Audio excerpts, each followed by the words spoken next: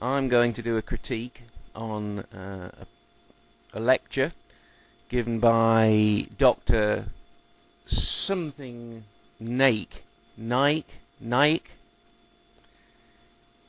This guy is referred to by Muslims as the real deal. Bonsai Sky said about this Dr. Naik, I think he is as close to Ahmed Deedat we will ever get. These guys are literally a godsend. And just as a little point of interest, the reason that the real scientists on YouTube don't attack this guy is because it's simply beneath them. Those of you who know me will know that there is nothing beneath me. So, if you ask a scientist that how was our universe formed, how did it come into existence, so he will tell you about the Big Bang theory. Did you hear that, Muslims? Dr. Naik believes in the Big Bang theory. He doesn't use the word theory like it's a dirty word. Don't let me catch any of you doing that again. That initially, the whole universe was one primary nebula. Wrong. Nebula, I believe, is Latin, although I could be wrong about that, and I think it means cloud. Matter was so dense, it was infinitely more solid than metal. So the idea that it was fluffy like a cloud or a nebula is simply ridiculous. It would have been it's so dense it could not be further from a cloud. So scientists would not say that right at the beginning of the universe there was a nebula or cloud. You're probably going to have to take my word for it, but I can assure you that no modern cosmologist or astrophysicist would have made the mistake that this man has just made. I'm a dimwit, and I wouldn't make that mistake. Do not the unbeliever see أن السماوات والأرض كانتا رتقا ففتقناهما. The heavens and the earth were joined together, and we clove them asunder. This verse of the Holy Quran speaks about the Big Bang theory in a nutshell. Find one line in one science book that says at the beginning of the universe and the earth were together. The atoms that constitute the universe, and therefore the earth, were together, but the earth did not exist in any shape or form. And he said to it and the earth, come ye together, willingly or unwillingly. And they said, we come together in willing obedience. Now you could call this nitpicking, but, and this is purely my scientific opinion, planets can't talk. Previously, the people thought that the world we live in, it is flat.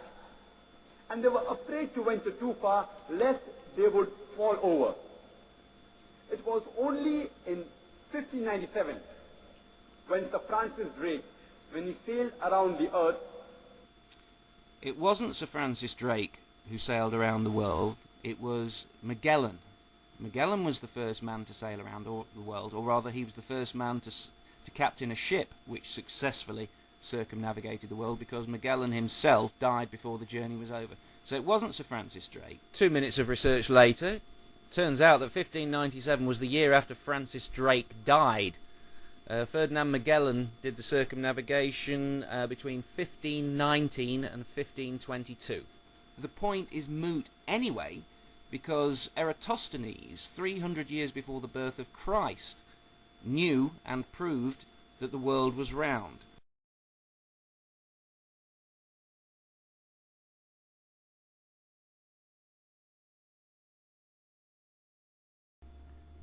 And here is a map by Ptolemy, mentioned by Dr. Naik. This map was made around about 150 AD. It is clearly intended to go onto a globe.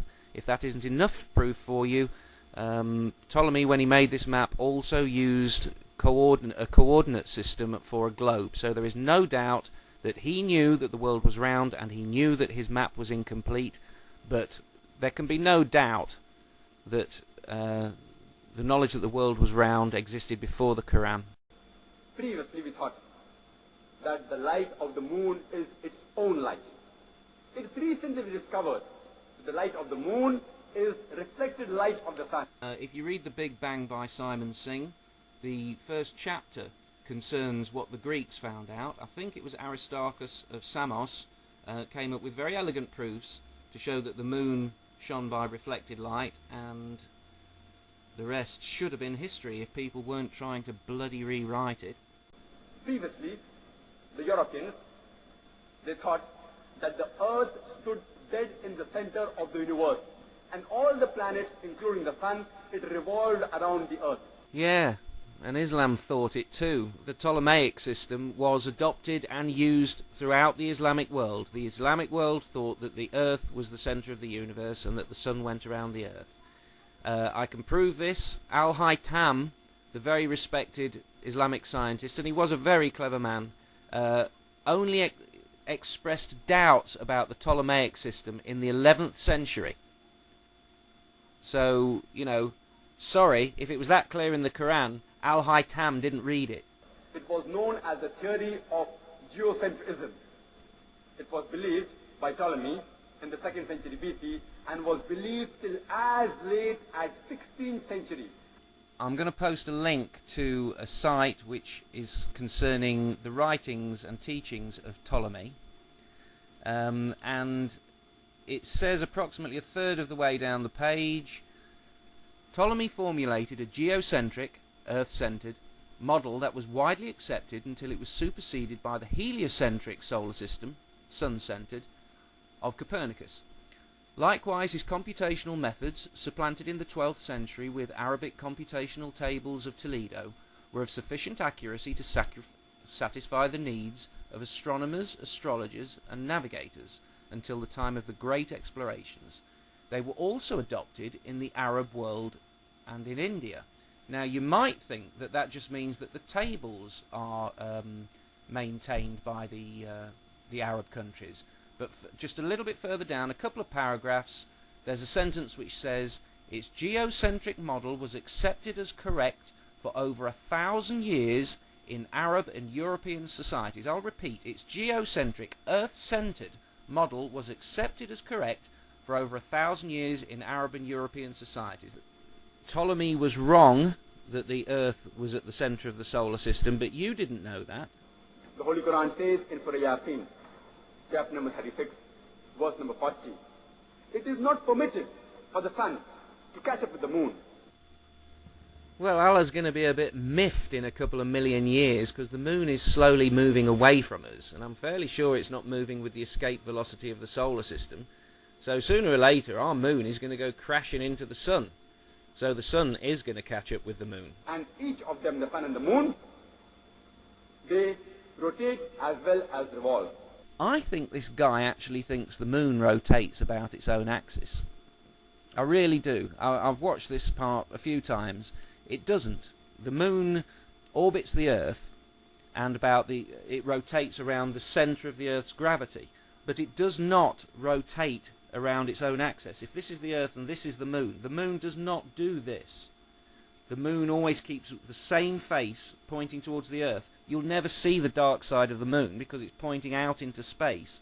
The near side is tidally locked to the Earth. The moon does not rotate about its own axis. Chapter number 51, verse number 47, that it is we who have constructed with power and skill the firmaments, and it's we who make the vastness and the expanding universe. Again, he's using the Bousset translation of 1976, which is the first occurrence of the word expanding in that particular surah. It says we make it big. It doesn't say we're making it bigger every single day. I've done a video about it. I'll put a link up to that. The universe is expanding. The galaxies are receding from one another, which the Quran has mentioned 1400 years ago. So, if the Quran mentioned it 1400 years ago, why wasn't Islam telling the West that the universe was expanding? Why didn't they have a big party when Edwin Hubble discovered that the universe was expanding? The reason is they didn't know. It was centuries after the Holy Quran was revealed that the Arabs became advanced in astronomy. So it is from the Quran that the Arabs learned about astronomy and not the vice versa. Did that saintly man just say white kufr?